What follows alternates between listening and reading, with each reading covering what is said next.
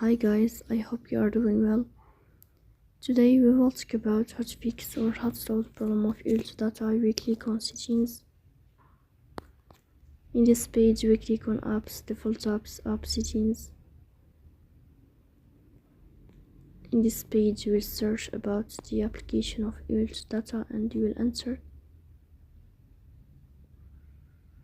In this page of app info you will click on Forcestop and you will click OK. Here you will go to storage. Then we click on clear cache. In the end you will turn off your phone and you will wait a moment to restart your phone again to fix that problem. So that's all. Don't forget to support us by like and subscribe. See you next time and thank you for watching and your